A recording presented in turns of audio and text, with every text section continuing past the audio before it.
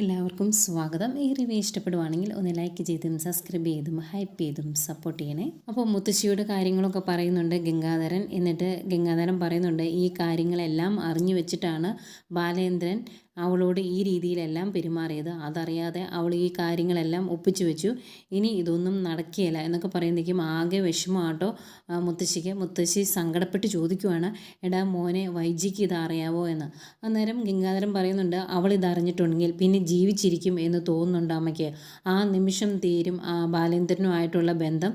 അതുപോലെ അവൾക്ക് അവളുടെ ഭർത്താവിനെയും മക്കളെയും ഒക്കെ നഷ്ടപ്പെടും എന്നൊക്കെ പറയുമ്പോഴേക്കും എൻ്റെ ഈശ്വര, ഇതൊന്നും കേട്ടുകൊണ്ടിരിക്കാതെ എന്നെ വിളിക്കണേ എന്നൊക്കെ പറഞ്ഞ് മുത്തശ്ശി ആകെ വിഷമത്തോടെ സങ്കടപ്പെട്ട് ഇങ്ങനെ ഓരോന്ന് പറയുന്നുണ്ട്. അന്നേരം ഗംഗാധരൻ പറയുന്നുണ്ട്, ഞാൻ പറഞ്ഞ രീതിയിൽ അവളുടെ ജീവിതം മാറാതിരിക്കണമെങ്കിൽ അവൾ എന്താ ചെയ്യേണ്ടത്?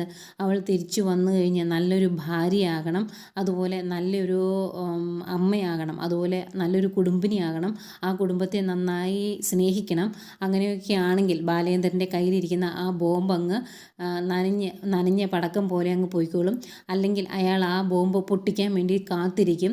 വൈജയന്തിയുടെ അഹങ്കാരം ഉച്ചിയിലെത്തുമ്പോൾ അയാളത് പൊട്ടിക്കും. അതാണ് സംഭവിക്കാൻ പോകുന്നത് എന്നൊക്കെ പറയുമ്പോഴേക്കും ആകെ വിഷമാണ് മുത്തശ്ശിക്ക് എല്ലാം കേട്ട് കഴിയുമ്പം. എന്നിട്ട് മുത്തശ്ശിയോട് ഗംഗാധരൻ പറയുന്നുണ്ട്, ഞാൻ ഈ കാര്യങ്ങളെല്ലാം അമ്മയോട് പറഞ്ഞത് അമ്മ അറിഞ്ഞിരിക്കാൻ വേണ്ടി മാത്രമാണ്. എന്നെങ്കിലും വൈജയന്തി ഹോസ്പിറ്റലിൽ നിന്ന് തിരിച്ചു വരും.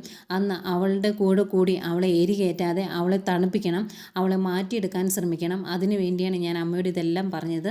അതുപോലെ അമ്മ ഒരു കാര്യം കൂടി ശ്രദ്ധിക്കണം, ഇത് അമ്മയിൽ നിന്നും ഒരിക്കലും ചോർന്നു പോകരുത്.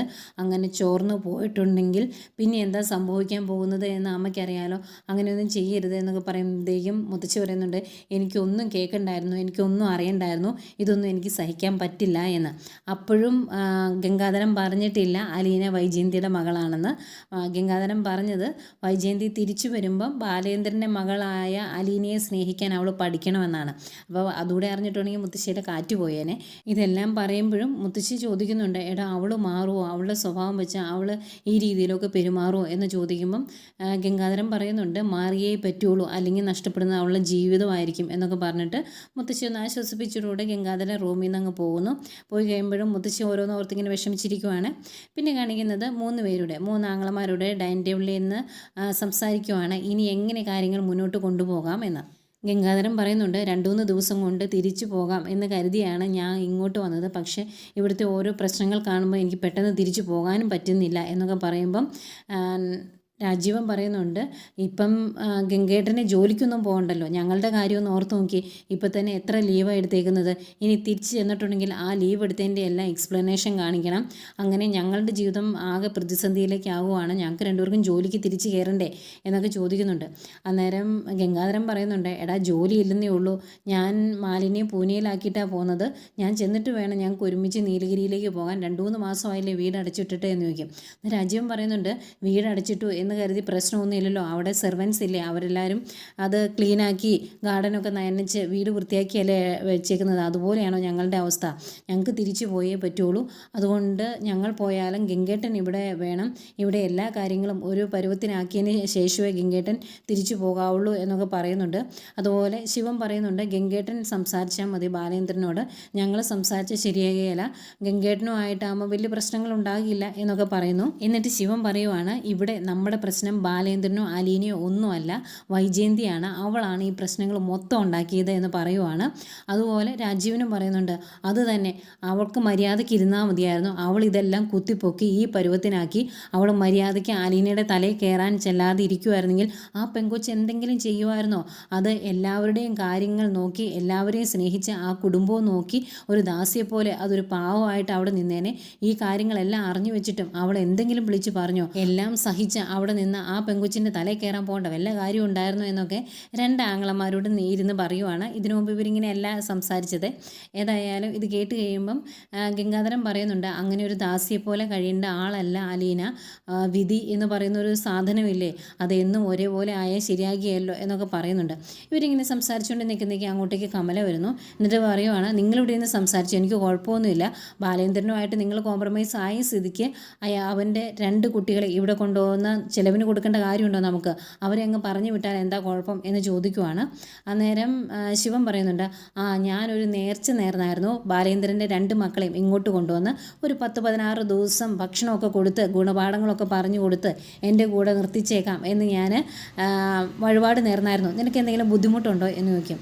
അന്നേരം കമല പറയുന്നുണ്ട്, എനിക്ക് ബുദ്ധിമുട്ടുണ്ട്, കാരണം ഇവർക്കെല്ലാം വെച്ച് വിളമ്പി കൊടുക്കേണ്ടത് ഞാനാണ്, അതെന്നെ കൊണ്ട് പറ്റത്തില്ല, അതുകൊണ്ട് അവരെ പറഞ്ഞു വിട്ടേ പറ്റുള്ളൂ എന്ന് പറയുമ്പം ശിവൻ പറയുന്നുണ്ട്, നിനക്കത് പറ്റിയില്ലെങ്കിൽ നീ ഒരു കാര്യം ചെയ്യണം, നേരെ ഇവിടുന്ന് പാലാ ബസ് സ്റ്റാൻഡിലോട്ട് പോയിട്ടുണ്ടെങ്കിൽ നിൻ്റെ വീട്ടിലോട്ട് പോകാനുള്ള ബസ് കിട്ടും, അവിടെ പോയി നിൻ്റെ അച്ഛൻ്റെ അമ്മയുടെയും കൂടെ സമാധാനത്തിൽ അങ്ങ് ജീവിച്ചു, അതാ നല്ലത് എന്ന് പറയുമ്പോഴേക്കും ദേഷ്യപ്പെട്ട് തുള്ളിച്ചാടി അങ്ങ് പോവാട്ടോ കമല.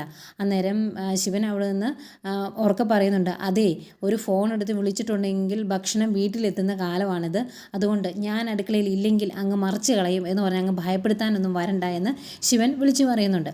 ഏതായാലും ശിവൻ ഈ രീതിയിൽ പ്രതികരിച്ചത് ഭയങ്കരമായിട്ട് അങ്ങ് ഇഷ്ടപ്പെട്ടു ഗംഗേട്ടനും രാജീവനും. രാജീവൻ ചിരിച്ചുകൊണ്ട് പറയുവാണ്, ശിവേട്ടനും പറയാൻ പഠിച്ചു എന്ന്. പിന്നെ കാണിക്കുന്നത് വീട്ടിലെ 4 കുരുപ്പുകൾ കൂടി ഇരുന്ന് ആലോചിക്കുവാണ്, എന്താണ് ഒറ്റ രാത്രി കൊണ്ട് സംഭവിച്ചത്, എന്തുകൊണ്ടാണ് എല്ലാവരുടെയും സ്വഭാവം പെട്ടെന്നങ്ങ് മാറിയത് എന്നൊക്കെ.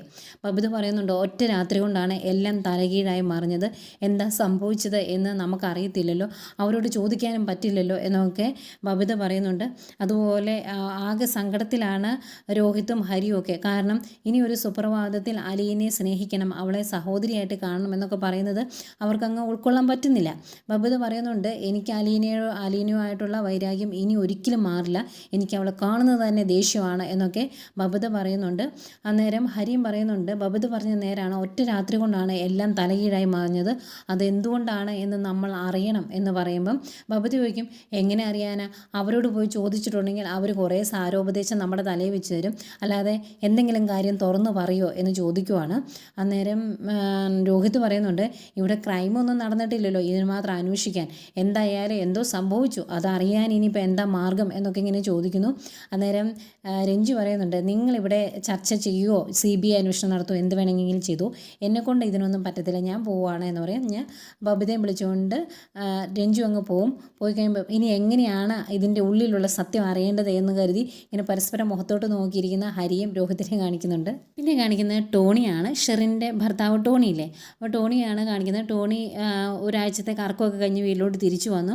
വീട്ടിലോട്ട് വന്ന് കൊളിമ്പലടിക്കുന്നത് മമ്മിയാണ് ഇറങ്ങി വരുന്നത്.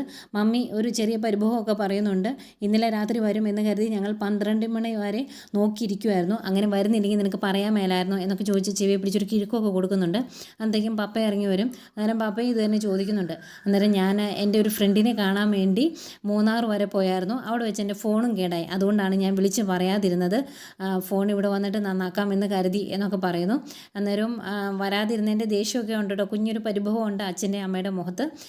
അന്നേരം അതെ, ഞാനൊരു യാത്ര കഴിഞ്ഞ് വന്നതാണ്, എനിക്ക് തണുത്തിട്ട് വയ്യ, മൂന്നാറിലെ തണുപ്പ് ഇപ്പോഴും എൻ്റെ ശരീരത്തിൽ നിന്ന് പോയിട്ടില്ല, അതുകൊണ്ട് ഒരു ചൂട് കാപ്പി തന്നെ എന്ന് പറഞ്ഞാൽ അമ്മയോട് ചെറുതായിട്ട് കൊഞ്ചാനൊക്കെ ചെല്ലുന്നുണ്ട്.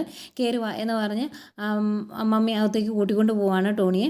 അത് കഴിഞ്ഞ് ടോണിക്കുളി എല്ലാം കഴിഞ്ഞ് പപ്പയുടെ അടുത്ത് വന്നിരുന്ന് സംസാരിക്കുക, ഓരോ വിശേഷങ്ങളൊക്കെ ചോദിക്കുന്ന കൂട്ടത്തിൽ പപ്പ ചോദിക്കുന്നുണ്ട്, പാലാരിവട്ടത്ത് നിനക്ക് അറിയാവുന്ന ആരെങ്കിലും ഉണ്ടോ എന്ന്. അന്നേരം അവരറിയാവുന്ന ഏതോ ഒരു റിലേറ്റീവ്സിൻ്റെയോ പരിചയക്കാരുടെയോ പേരൊക്കെ പറയുന്നുണ്ട് ടോണി. അന്നേരം അവരെയൊക്കെ എനിക്കും അറിയാവുന്നതല്ലേ, ഇത് അതൊന്നുമല്ല, വേറൊരാൾ, ഒരു സ്ത്രീ നിന്നെ ഫോണിൽ വിളിച്ചായിരുന്നു, നിന്നെ കിട്ടണമെന്ന് പറഞ്ഞ് ഫോണിൽ വിളിച്ചായിരുന്നു എന്നിങ്ങനെ പറയുവാണ്. അന്നേരം സ്ത്രീയോ, എനിക്ക് അങ്ങനെ ഒരാളെ പരിചയമില്ലല്ലോ, പേര് പറഞ്ഞില്ലേ എന്ന് ചോദിക്കും. അന്നേരം പേര് പറഞ്ഞില്ല എന്ന് പറയും. അന്നേരം ടോണി പറയുന്നുണ്ട്, പേര് പറയാതെ നമ്മളോട് ആരെങ്കിലും സംസാരിച്ചിട്ടുണ്ടെങ്കിൽ അന്നേരം ആ ഫോൺ അങ്ങ് കട്ട് ചെയ്തേക്കണം, പേര് പോലും പറയാതെ സംസാരിക്കാൻ ഞാൻ എന്താ വല്ല കള്ളക്കടത്തുകാരനാണോ എന്ന് ചോദിക്കുവാണ്. അന്നേരം മമ്മി അവിടെ നിന്ന് പറയുന്നുണ്ട്, അല്ലെങ്കിൽ തന്നെ കള്ളക്കടത്തിൻ്റെ പെണ്ണുങ്ങൾ പോകുമോ എന്ന്. അന്നേരം ടോണി പറയുന്നുണ്ട്, മമ്മി പണ്ടായിരുന്നു പെണ്ണുങ്ങൾ ഇതൊന്നും ചെയ്യാത്തത്, ആണുങ്ങളെയൊക്കെ കഷ്ടമാണ് ഈ കാര്യങ്ങളിൽ പെണ്ണുങ്ങൾ എന്ന് പറയും. അന്നേരം പപ്പ പറയുവാണ്, എടാ ഇനി ഷെറിൻ്റെ വീട്ടുകാരെങ്കിലും എന്തെങ്കിലും കോംപ്രമൈസ് ചർച്ചയ്ക്ക് വേണ്ടി വിളിപ്പിക്കുന്നതാണോ എന്നറിയത്തില്ല, ഇപ്പം എല്ലാ കാര്യങ്ങളിലും പഞ്ചായത്ത് പ്രസിഡൻറ്റുമാരും വരെ കയറി ഇടപെടുമല്ലോ, അങ്ങനെ അവിടുത്തെ വല്ലോ പഞ്ചായത്ത് പ്രസിഡൻറ്റുമാരോ അങ്ങനെ ആരെങ്കിലും ആണോ വിളിച്ചതെന്ന് അറിയത്തില്ലല്ലോ എന്നൊക്കെ പറയുമ്പം മമ്മി പറയുന്നുണ്ട് ഇതിപ്പോൾ ആര് വിളിച്ചാലും ശരി ആ ഷെറിനെ ഞാൻ ഇനി ഈ വീട്ടിൽ കയറ്റില്ല എന്ന്.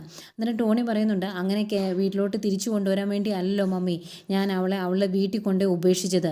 അതിന് തക്കതായ കാരണം ഞാൻ അവിടെ പറഞ്ഞിട്ട് തന്നെയാണ് വന്നത്. ഇനി എൻ്റെ ജീവനുള്ള കാലത്തോളം ഞാനത് മറക്കത്തുമില്ല എന്ന് പറയുന്നുണ്ട് ടോണി. അത് കഴിഞ്ഞ് അവരോട് പറയും ഞാൻ ഒരാഴ്ച ഈ യാത്രയായിരുന്നുകൊണ്ട് ശരിക്കും ഉറങ്ങിയിട്ടില്ല. പിന്നെ മൂന്നാറിൽ പോയിട്ട് തണുപ്പായതുകൊണ്ട് ഒട്ടും ഉറങ്ങാൻ പറ്റിയില്ല. അതുകൊണ്ട് ഞാൻ ഉറങ്ങാൻ പോവുകയാണ്. എന്തെങ്കിലും അത്യാവശ്യം ഉണ്ടെങ്കിൽ മാത്രമേ എന്നെ വിളിക്കാവുള്ളൂ എന്ന് പറഞ്ഞിട്ടാണ് ടോണി ഉറങ്ങാനായിട്ട് പോകുന്നത്. ഇതെല്ലാം കഴിയുമ്പോഴേക്കും അങ്ങോട്ടേക്ക് രേവതിക്കുട്ടിയും മാമച്ചായനോട് വരുന്നുണ്ട്. അന്നേരം ഇത് തന്നെയാണോടി വീട് എന്ന് മാമച്ചായൻ ചോദിക്കുമ്പം നമുക്ക് കിട്ടിയ അടയാളം വെച്ച് ഈ വീട് തന്നെയാണ് എന്ന് പറയും. എങ്കിൽ നീ കോളിംഗ് ബെൽ അടിക്കുക എന്ന് പറയുമ്പം രേവതിക്കുട്ടി പറയുന്നുണ്ട് ഞാൻ പറഞ്ഞതുപോലെ എല്ലാം സംസാരിച്ചോ വേണം അങ്കിള്. ഞാൻ എല്ലാം പറഞ്ഞിട്ടുണ്ടെങ്കിൽ എല്ലാം ചോദിച്ചിട്ടുണ്ടെങ്കിൽ അഹങ്കാരിയായിട്ട് അവർ കാണില്ലേ എന്ന് ചോദിക്കുമ്പം അത് സത്യമല്ലേ എന്ന് ചോദിക്കുന്നുണ്ട് മാമച്ചായൻ. അന്നേരം ഒരു കുത്തൊക്കെ കൊടുത്തിട്ട് ഇങ്ങോട്ട് വാ എന്ന് പറഞ്ഞ് രണ്ടുപേരോട് പോകുന്നു. കോളിംഗ് ബെൽ അടിക്കുന്നു. വാതിൽ തുറക്കുന്ന ടോണിയുടെ പപ്പയാണ്. ആരാണ് എന്ന് ചോദിക്കുമ്പം അതെ ഞങ്ങൾക്ക് ടോണിയെയാണ് കാണേണ്ടത്. ഞങ്ങൾ ടോണിയെ ഫോണിൽ വിളിച്ച് സംസാരിച്ചായിരുന്നു എന്നൊക്കെ പറയുമ്പോൾ എങ്കിൽ അകത്തോട്ട് കയറി വാ എന്ന് പറയും. അവരകത്ത് കയറി ഇരുന്ന് കഴിയുമ്പോഴേക്കും പപ്പ ടോണിയുടെ മമ്മയെ വിളിച്ചിട്ട് ടോണിയെ അങ്ങോട്ട് വിളിക്കാൻ പറയും. എന്നിട്ട് പറയുന്നുണ്ട് അവൻ ഒരാഴ്ചയായിട്ട് യാത്രയിലായിരുന്നു, അതുകൊണ്ടാണ് ഈ സമയത്ത് കിടന്ന് ഉറങ്ങുന്നത് എന്ന്.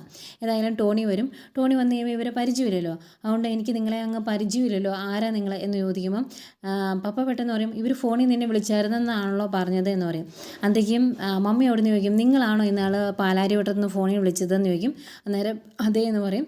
എന്തിനാണ് നിങ്ങൾ വിളിച്ചത്? നിങ്ങളെ എനിക്ക് പരിചയമില്ല, പിന്നെ എന്തിനാണ് നിങ്ങൾ കുടുംബക്കാരായിട്ട് എന്നെ അന്വേഷിച്ച് നടക്കുന്നത് എന്ന് ടോണി ചോദിക്കുക. അന്നേരം മാമച്ചായൻ പറയുന്നുണ്ട് ഞങ്ങൾക്ക് ടോണിയോട് ഒരു കാര്യം സംസാരിക്കാനുണ്ട്, രഹസ്യമാണ്, ഇത്തിരി കോൺഫിഡൻഷ്യലായിട്ട് സംസാരിക്കണമെന്നുണ്ട് എന്ന്. അന്നേരം ടോണി പറയും ഈ നിൽക്കുന്നത് എൻ്റെ പപ്പയും മമ്മിയാണ്, ഇവരറിയാത്ത ഒരു രഹസ്യവും എൻ്റെ ജീവിതത്തിലില്ല എന്ന്.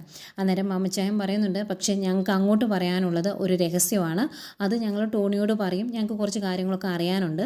അതിന് ശേഷം ടോണിക്ക് വേണമെങ്കിൽ ഇവരുമായിട്ട് ആ കാര്യം ഷെയർ ചെയ്യാം, അത് ഞങ്ങൾക്ക് കുഴപ്പമൊന്നുമില്ല. പക്ഷേ ഇപ്പം സംസാരിക്കുമ്പം ഇത്തിരി പ്രൈവസി വേണം, അങ്ങനെ സംസാരിക്കാൻ പറ്റുമോ എന്ന് ചോദിക്കുമ്പം അതിനെപ്പറ്റി ഇങ്ങനെ ചിന്തിച്ച് നിൽക്കുന്ന ടോണിയെ കാണിച്ചുകൊണ്ടാണ് ഇന്നത്തെ എപ്പിസോഡ് അവസാനിക്കുന്നത്. പിന്നെ നാളത്തെ പ്രൊമോ കാണിക്കുന്നുണ്ട്. പ്രൊമോയിൽ നമ്മുടെ രമേശൻ നായർ രേവതി അന്വേഷിച്ച് വന്ന ആൾ വീണ്ടും ആ വീട്ടിലേക്ക് രേവതി അന്വേഷിച്ച് വരുന്നതൊക്കെ കാണിക്കുന്നുണ്ട്. പിന്നീട് ടോണിയുമായിട്ട് സംസാരിക്കുന്ന സീനും കാണിക്കുന്നുണ്ട്. അതിൽ ഷെറിനെക്കുറിച്ചും കുഞ്ഞിനെക്കുറിച്ചും ഒക്കെ ചോദിക്കുന്നുണ്ട്. കുഞ്ഞിനെ ആദ്യം ഉണ്ടായിരുന്ന ഓർഫനേജിൽ